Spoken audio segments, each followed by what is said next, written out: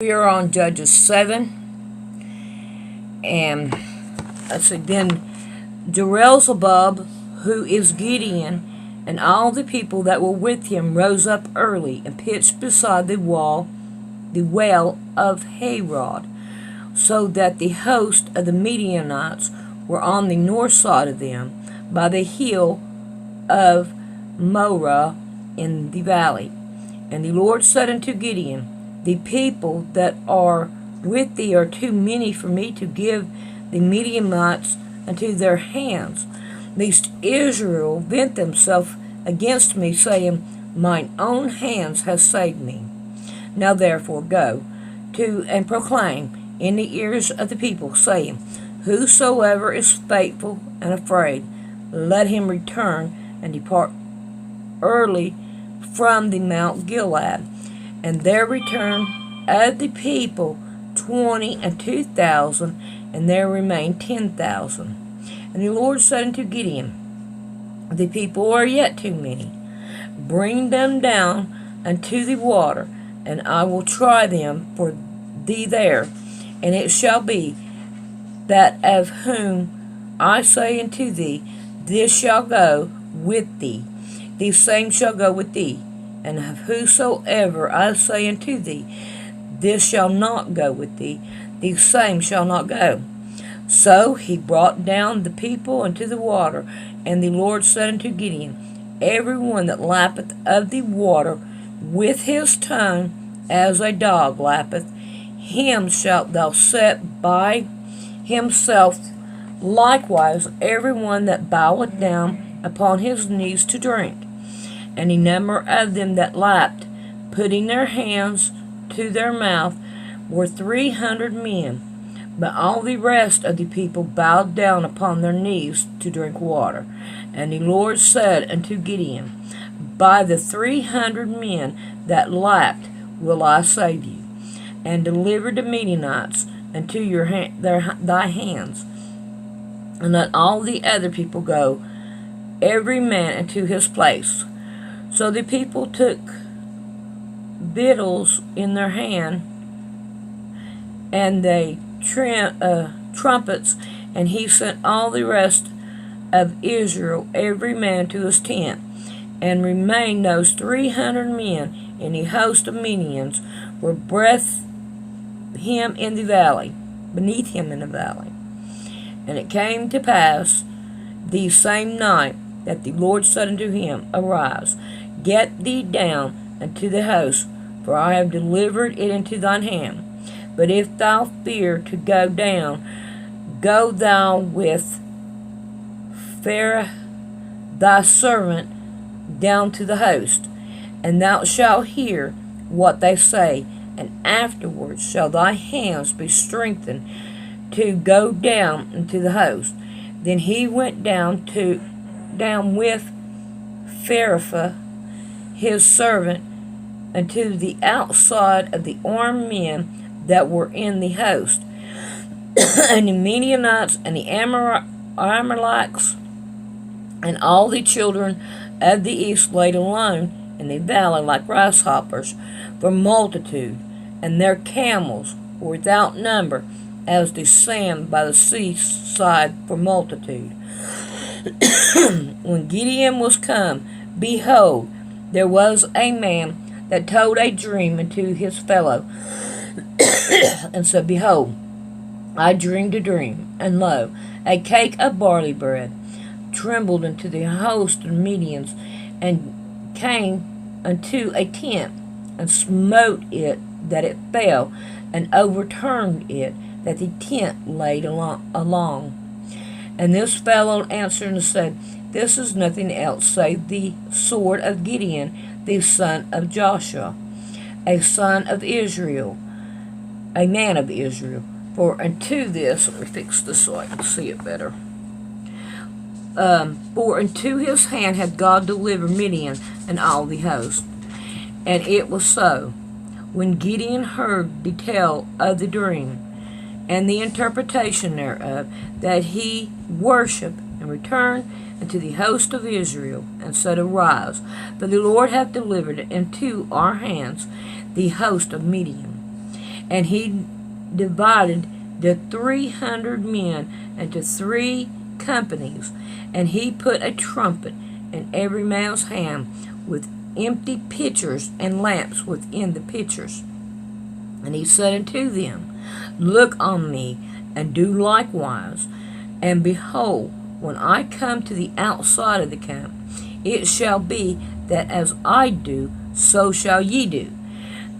When I blow the trumpet, I and all that are with me, then blow ye the trumpet also on every side of the camp, and say, The sword of the Lord and of Gideon. So Gideon and the 100 men that were with him came into the outside of the camp in the beginning of the middle watch, and they had put newly set to watch. And they blew the trumpet and broke the pitchers that were in their hands. And the 3 companies blew the trumpet and broke the pitchers and held the lamps in their left hand, and the trumpets in the right hand to blow withal. And they cried, The sword of the Lord and of Gideon. And they stood every man in his place round about the camp, and all the host ran and cried and fled. And the 300 blew the trumpet, and the Lord set every man's sword against his fellow, even though throughout all the host. And the host fled to Beth Shittah in Zerath, and to the border of Abel Meholah unto Tabbath. And the men of Israel gathered themselves together out of Nephi, and out of Asher, and out of Manasseh, and pursued after the Midianites.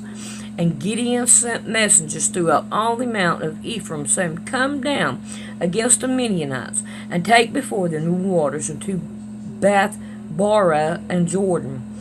Then all the men of Ephraim gathered themselves together, and took the waters unto Beth Barah unto Jordan. And they took 2 princes of the Midianites, Oreb and Zebah. And they slew Oreb upon the rock of Oreb, and Zebah they slew at the winepress of Zebah, and pursued Midian, and brought the heads of Obed and Zebah to Gideon on the other side of Jordan. We are on number 8 now. And the men of Ephraim said unto him, Why hast thou served us thus, that thou callest us not, when thou wentest to fight with the Midianites? And they did chide with him sharply. And he said unto them, What have I done now in comparison of you? Is not the gleaning of the grapes of Ephraim better than the vintage of Abiezer? God had delivered into your hands the prince of the Midianites, Oreb and Zebah. And what was I able to do in compassion of you? Then their anger was abated towards him when he had said that. And Gideon came to Jordan and passed over, he and the 300 men that were with him, faint yet pursuing them. And he said unto the men of Succoth, Give, I pray you, loaves of bread unto the people that follow me, for they be faint. And I am pursuing after Zebul and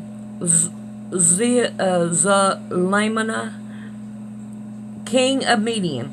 And the princes of Succoth says, Are the hands of the Zebah and Zalmunna now in thy hand, that we should give bread unto thine enemies? And Gideon said, Therefore, when the Lord had delivered Zebah and Zalmunna into thine hand, then I will tear your flesh with the thorn of the wilderness and with the berries. And he went up thence to Peniel, and spoke unto them likewise. And the men of Peniel answered him as the man of sackcloth had answered him. And he spoke also unto the men of Peniel, saying, When I come again in peace, I will break down this tower.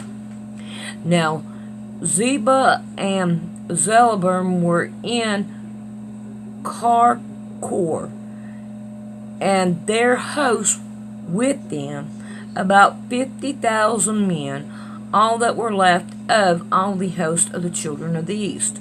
And there fell 120,000 men that drew swords. And Gideon went up by the way of them that dwelt in tents on the east of Nobah and Gogbehah, and smote the host. The host was secure. And when Zebah and Zalmunna fled, he pursued after them, and took the 2 kings of the Medians, Zebah and Zalmunna, and discomfort all the host. I didn't like that word, discomfort.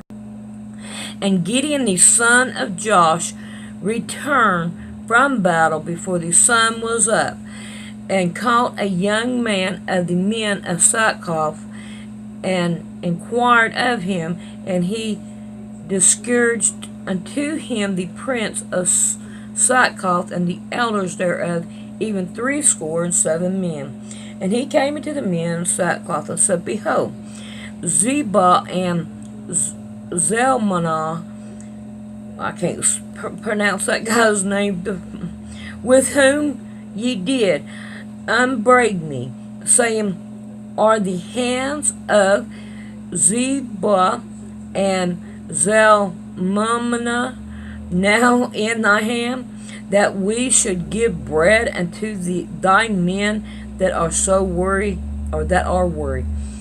And he took the elders of the city, and thorns of the wilderness, and berries, and with them he thought the men of sackcloth, and he beat down the tower of Bethel, Benel, and slew the men of the city. And he unto Zebah and Zalmunna, I ought to call them both zebras, what manner of men there were that ye slew at the Tabor? And he answered, As thou art, so they are, so were they. Each one resembled the children of the king.